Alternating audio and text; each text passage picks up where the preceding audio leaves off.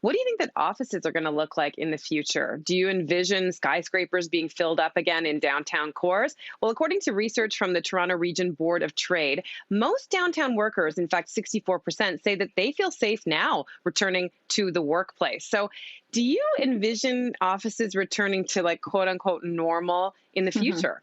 Let's go right to Frenchie Jen on Twitter. She writes us, three friends and I were told at the end of last year that our companies were not moving back to office spaces until 2023 or 2024. Companies have let go of multiple leases and condensed into one space. If we need to go into the office, we book time, the new normal.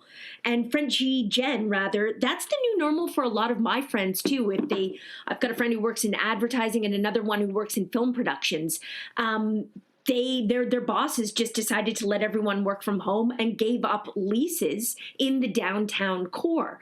And first of all, I do wonder how that's going to affect the downtown core, because when they were going into work every day, think about all the money they were spending in businesses that were also downtown. But I also want to think about how their bosses are saving so much money because they're not paying like $20,000-$30,000, maybe more in rent downtown. And with that money they're saving, I'm also reading about employees being given the choice to work at home, but taking a pay cut. So those two things don't equal up to me. And Patty, I'd love for you to dig into that for me. Well, I have been talking with a number of individual companies, and surprisingly, a lot of employees do want to come back to the office. They are changing up their signage. They're making sure it's touchless. In some cases, they'll be doing rapid testing. I think the new normal won't be an either or. It's going to be a blend. People may still come into the office for meetings, for one-on-one coaching, strategy sessions, that sort of thing. Employers want to make sure it's a positive experience. And so they're doing everything they can to make that happen. We're not there yet. But on the other side of it, I don't think we really know yet what the new normal is going to be. I think individuals will be tethered to a workplace, but that doesn't mean that they go in every day. And I worry about a lot of people who have moved completely out of the downtown core saying, I never have to go in again. Well, I'm just not so sure that'll happen a year from now once we get this sort of herd immunity with the vaccine taking hold and the economy really does open up. That's where my head goes right away, Patty, is the vaccine. I don't think we have yet to understand the kind of world that this is going to open back up to us. And our memories seem very short. And while I agree that I think there's going to be a permanent change in terms of options for work and life balance, I also believe in the rebound of the urban centers. Social scientists that I've been listening to, they're all saying that the post-pandemic era for them is about the year 2024. And that's the amount of time that they predict that this sort of slow transition back into normal times is going to take place, and that they consider post-pandemic, once all the dust has settled and we've slowly started to forget this year that was. My mom just got a vaccine yesterday, and I didn't let myself imagine what was possible now that my parents have a real prospect of having a normal life again. My daughter's at home, as many parents who have that option kept their kids home because I wasn't secure about her going to school.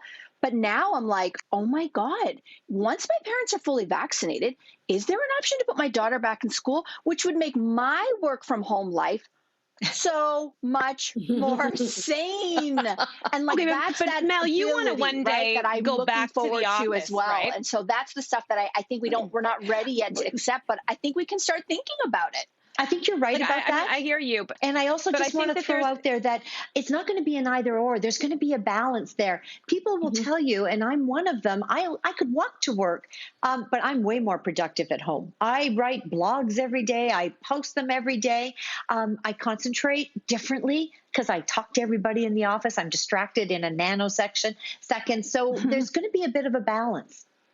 Okay, Patty, I'm curious your thoughts about how that will impact salaries because I'm hearing Yeah. different information. There's some people who think that if you are somebody who has liked working from home and you can still do that even in the after times, that if you choose to do that, you might be maybe a company will say, well, then you have to take a salary cut, which seems kind of crappy on one hand. And yet I also feel badly for people who will continue to have to go into the office because that's just the nature of their work. They have to Yes. be there in person. Yeah.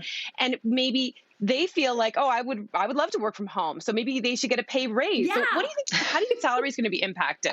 You know what? Hmm. I'm not so sure salaries really will be. I mean, certainly there's talk and there's all sorts of speculation, but Mel already made reference to the fact we have no idea really what this new normal is going to look like. There is still a war for talent. There have been people working from home doing a lot of heavy lifting for organizations, and I doubt that they're ever going to be told, you know what, we're going to take 25% of your pay away because you Mhm. have been working from home. Sure, there's going to be chatter about it, but I would be hesitant to say that's actually going to happen.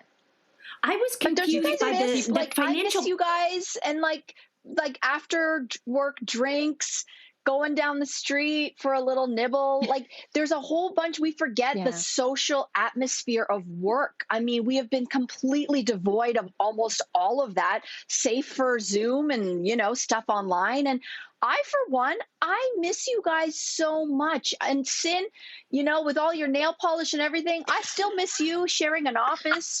And like I miss all that stuff. I But miss you guys. I miss the social part of work. And yeah. I think we are innately social beings. This was not the way that our ancestors developed. We Yeah. developed as groups. And I think there's a real pull to come back to that. Well, I think you're right. And you make a really good point because I've talked to a number of individuals about this. What do we miss the most? The socialization, the orientation, the structure to our day. It's the chit chat at the water cooler, so to speak, but it's the informal conversations. It's the person that thought that they were on track to climb the corporate ladder, maybe, and all of a sudden they feel out of sight, out of mind, and there may be some truth to that. So I do think there's also an onus on us as individuals, to the extent that we can, be the person that says yes, be the one that reaches out, have those one-on-one career conversations and discussions with people. Sometimes we can wait for others to come to us when making the first move is really powerful.